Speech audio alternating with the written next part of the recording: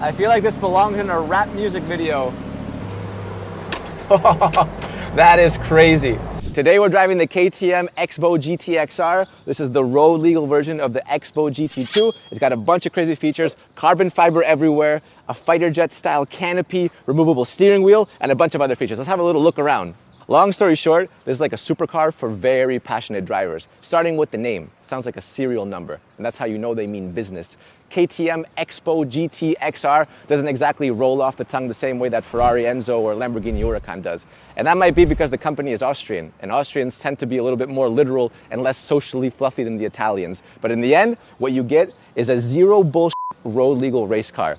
Let's take a closer look. First of all, everything you see here, the entire body is carbon fiber. It's got a carbon fiber monocoque, which makes the core extremely strong. You can put 11 tons on top of this car and you'll be safe.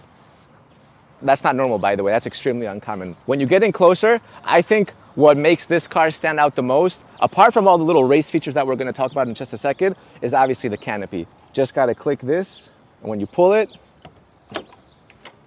everything comes forward. This kind of reminds me of the McLaren Solus GT that we saw. The difference is that that's a multi-million-dollar car, and this is a $300,000 car by KTM. Some of you guys may be familiar with KTM. I've always known them as the motorcycle company. Then they started making kind of like supersized go-karts with the Ktmx-Bow. I think a lot of people saw them as like millionaire toys. Then they actually did the Ktmx-Bow GT2, which was a successful race car. And now they've made the road legal version, which is very similar to the GT2. And when you take a closer look at the fighter jet style electric canopy, soft closing by the way, you can see the hinges are right there. But you know, when you close it, you normally put a helmet like this, and when you lock it, and this should win Door of the Year if there was an award like that. So anyways, kind of going more into detail, you'll see all the little exposed carbon fiber everywhere. Over here, you have the little 100 right there. And that's because this car is limited to 100 units per year. The car is made by a very small team of specialists and obviously made in Austria. Let's quickly go to the front. What you'll notice is that design is like pretty minimalistic. They kind of just went for, you know, making it aerodynamic and generating downforce. And the front, what you get is something not too complex. It's pretty flat. You have a gigantic carbon fiber front splitter. And I like the shape of the canopy. It wasn't just round at the front, you know? They've also made it like a bat kind of symbol. So if this was matte black, it looked like a Batmobile. And nice little detail, this license plate, RPM car. This thing has a max RPM of 7,000, which is wild. Looking at the side, this is a full-blown supercar. And the first KTMs that came out didn't really look like that. I mean, the first X-Bow looked like a really fun vehicle to kind of drive on the road. This actually is a supercar now, and it's crazy to think that KTM is now here. I mean, this is the real deal. What you'll notice at the back is this gigantic spoiler. You can actually change this for a few different pieces. You can get the piece from the GT2. This obviously generates a ton of downforce, makes the car stick to the ground at high speeds, more stability, more traction on turns so you can drive faster. And I actually really like the design of the back. I think they did a really good job.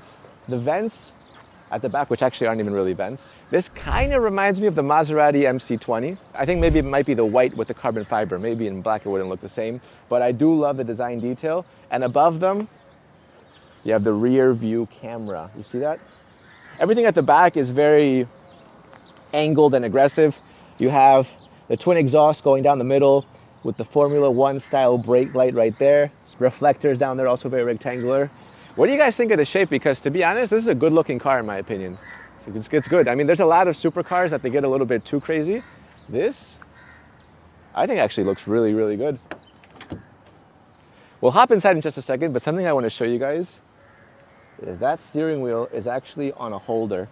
So you actually have to unclip this with two little latches at the back that go like this, you see? And then you actually pop that on there like that. There you go. There you go. That's how you attach your steering wheel. Pretty cool. But another little secret button right here. You see that? If I press this and pull that, what I can actually do is open this part up. All right, and you get two things. You get the engine and you get boot space. But there's actually a surprising amount of boot space in here. I mean, for you guys to have a look, I'm not sure Yeah, this is gonna be a good idea. KTM might never invite me again. For you guys to understand, look at that. Little jacuzzi. This is an impressive amount of storage space for a car like this. I mean, this is supposed to be like a track car, something to kind of have fun in, but you can fit a whole me. So yeah, anyways, I think most people will be using that like to store their racing gear, or if they're kind of driving anywhere, because this car actually has a pretty crazy range. You can actually drive, if you drive more or less normally, about 1,000 kilometers in distance. Like, the car has a 96-liter tank. Over on the engine cover, it says KTM. What it actually is, it's a 2.5-liter, 5-cylinder Audi engine that KTM has cranked up to almost 500 horsepower. So it's been tweaked by KTM. But that, plus the fact that this car is extremely lightweight, it's about 1,250 kilos with all the fluids and juices inside. So the power and the weight combination makes it a lot of fun to drive. I'm gonna find out in just a second. Let's close this back up.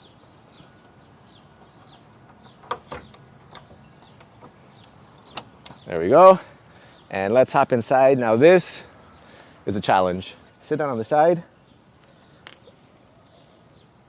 First foot over.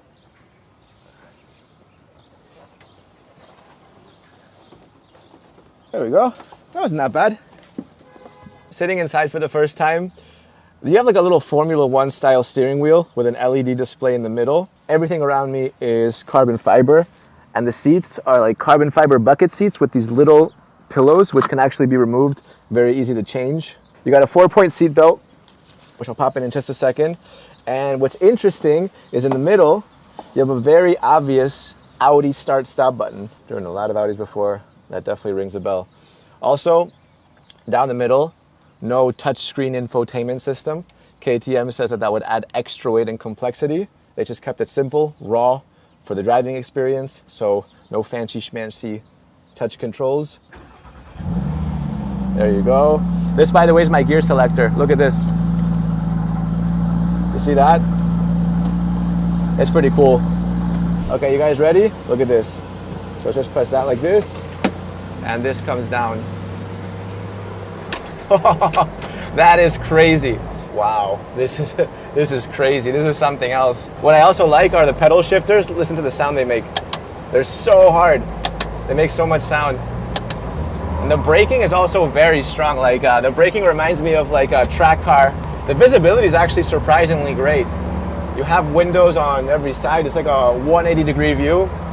And yeah, usually you got much less visibility. It's actually fine. So while driving, I have 3 main cameras. My side view camera is there, and then I have the rear view back there. There's actually a 4th one here when I'm parking. Yeah, this is awesome. Look at this.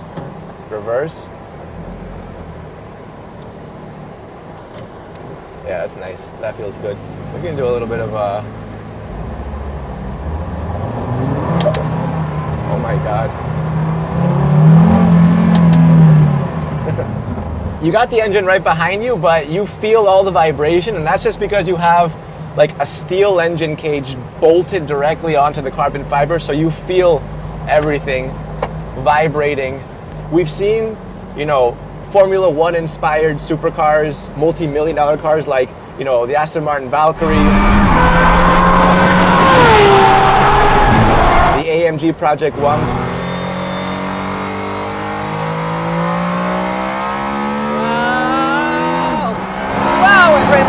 Holy. Those are all multi-million-dollar Formula One inspired cars.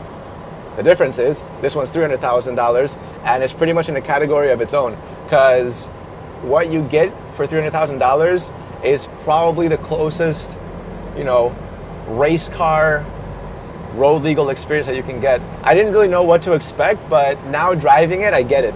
I get it. This is an awesome car. Anyways, what do you guys think?